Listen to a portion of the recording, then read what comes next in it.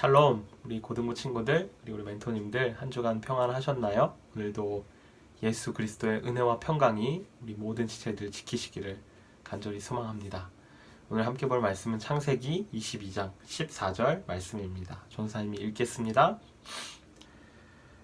아브라함이 그 땅 이름을 여호와 이레라 하였으므로 오늘날까지 사람들이 이르기를 여호와의 산에서 준비되리라 하더라. 아멘. 이제 곧 4월이 됩니다. 따뜻한 봄이 오고 있어요. 꽃이 피는 아름다운 계절이기도 하지만 여러분 어때요? 4월이 되면 제일 먼저 드는 생각은 시험이 있어요. 드디어 중간고사의 계절이 다가옵니다. 좀 꽃이 피고 봄을 누릴 수 있게 시험이 없으면 좋겠는데 참 아쉬워요. 그래도 여러분 시간을 내서 좀 어렵더라도 주변을 좀 돌아보고 봄이 온 걸 만끽하면 좋겠어요. 이제 1학년들 많이 적응하고 고등학교에 대해서 이제 이렇구나 라는 생각을 많이 하게 된 것 같아요. 우리 1학년들 응원합니다. 시험의 계절에 오늘 성경에도 보니까 시험이 등장해요. 우리가 아는 비슷한 의미의 시험이기도 하고요. 때로는 유혹이라는 의미의 시험도 있죠. 그런데 시험과 유혹은요, 목적이 완전 달라요. 성경이 이 시험으로 번역된 부분들의 두 가지 뜻이 있는데, 하나는 세우기 위한 것, 한 사람을 세우고 그 사람을 성장시키기 위한 것이 있다면 그것은 시험이고요. 유혹은요, 한 사람을 넘어뜨리기 위해서 하는 것이 유혹이죠. 하나님께서 아브라함에게 약속한 것을 지키시고 그 약속대로 아브라함에게 아들을 주셨다라는 걸 배웠어요. 지난주에 우리 설교 함께 나눴던 것처럼 이삭, 웃음이죠. 사라가 활짝 웃고 있었던 거 기억하시죠?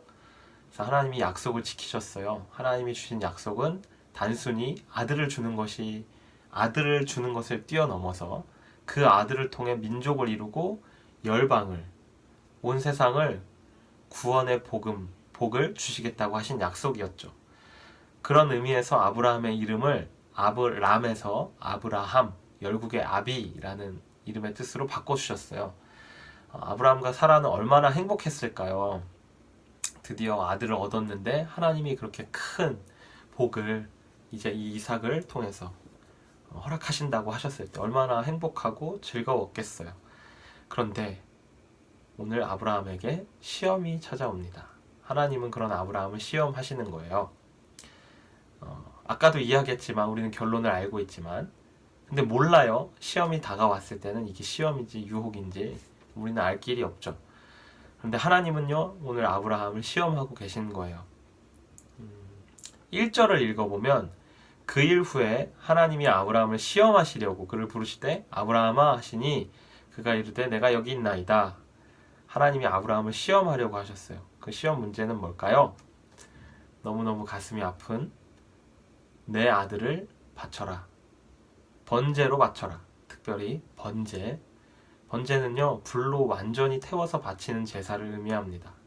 자신의 하나밖에 없는 아들, 100세가 되어서 얻은 그 아들을 태워서 바치라고 말씀하시는 거예요. 이해할 수 없죠. 우리가 믿는 하나님은 살아계시고 인격적이시고 사랑이시고 우리를 붙드시고 인도하시는 분이라고 배웠는데 낯설어요. 그런데 오늘 아브라함을 한번 봅시다. 하나님이 어떤 분이신지 잘 알고 있었던 아브라함은요, 아무 이야기도 하지 않아요. 하나님 어떻게 100세 얻은 아들을 다시 달라고 하십니까?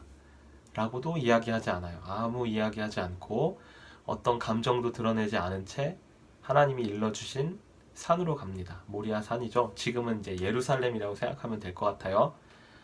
종들에게 기다리라고 말하고 3일이라는 기간을 갑니다. 3일 동안 성경은 침묵하고 있어요. 여러분 어때요? 아들을 번제로 바치러 데려가는 아빠, 그리고 그냥 바로도 아니고 3일이라는 시간, 많은 걸 생각해 보게 만들죠. 아브라함은요, 이미 하나님이 내신 시험 문제의 답을 알고 있었을지 모르겠어요. 하나님은 약속을 지키신다. 하나님은 이 아들을 통해서 열방에 복을 허락하신다고 약속하셨다. 그런데 번제로 바치라고 하셨다면 하나님이 뭔가 뜻이 있으실 것이다 라는 하나님의 의도, 하나님의 마음을 엿본 건 아닐까요? 하지만 그걸 알고 있다고 해도 이건 어려운 도전이죠. 왜냐하면 실제로 아들을 바쳐야 했기 때문에 그래요. 신용만 내는 것이 아니고 실제로 아브라함은요, 그곳에 도착해서 나무를 쌓고 이삭을 결박해서 번제로 드리려고 합니다. 머뭇거림이 없어요. 그냥 칼을 뽑아서 이삭을 죽이려고 하죠. 그런 척한 것이 아니라 하나님의 말씀에 전적으로 순종한 거예요. 이 사건에 대해서 히브리서 기자는 이렇게 말합니다. 아브라함은 시험을 받을 때 믿음으로 이삭을 드렸으니 그는 약속들을 받은 자로 돼 그 외아들을 드렸느니라. 아브라함은요, 하나님께 자신의 하나밖에 없는 아들 이삭을 기꺼이 드렸어요. 어떻게 그럴 수 있었을까요? 아브라함은 알고 있었던 거죠. 이 아들은 하나님이 주신 아들이다. 내가 내 인간적인 노력으로 내가 아내를 사랑해서 일반적으로 우리가 아이를 갖는 것과 같이 이 아들을 낳지 않았다는 것을 아브라함이 알고 있었어요. 하나님이 잉태하게 하신 기적의 아이다 라는 믿음이 있었던 것이죠. 어떻게 보면 하나님의 아들이라고 생각했을지도 모르겠어요. 하나님이 주신 아들이니까. 그런데 하나님이 주신 그 아들을 바치라고 했을 때 이 아브라함은요, 어쩌면 하나님께서 이 아들을 살리실 것이라는 믿음이 있었을지도 모르겠어요. 부활신앙이죠. 하나님이 약속한 대로 아들을 주셨기 때문에 이 아들을 통해서 큰 민족을 이루실 것이다. 그래서 아브라함이 주저하거나 하나님과 논쟁하거나 하나님을 설득하려고 하기보다, 하나님의 의도를 알려고 하기보다 그는 순종했다는 거죠.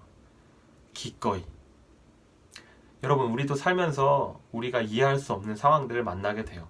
도저히 내 힘으로 해결할 수 없고 특별히 내가 신앙을 가지고 믿음을 가진 사람들로서 만나게 되는 시험들이 있습니다. 하나님이 주시는 시험이죠. 세상이 주는 유혹과는 달라요. 그래서 이 시험에서 우리에게 요구되는 것은 하나님에 대한 확신, 그리고 하나님에 대한 믿음이라고 전도사님은 믿습니다. 우리의 믿음으로 답을 해야 하는 거예요. 그래서 야고보는 이렇게 권면합니다. 내 형제들아, 너희가 여러 가지 시험을 당하거든 온전히 기쁘게 여기라. 이는 너희 믿음의 시련이 인내를 만들어내는 줄 너희가 알미라. 하나님은요, 이삭을 죽이지 않으셨어요. 멈춰라. 네가 나를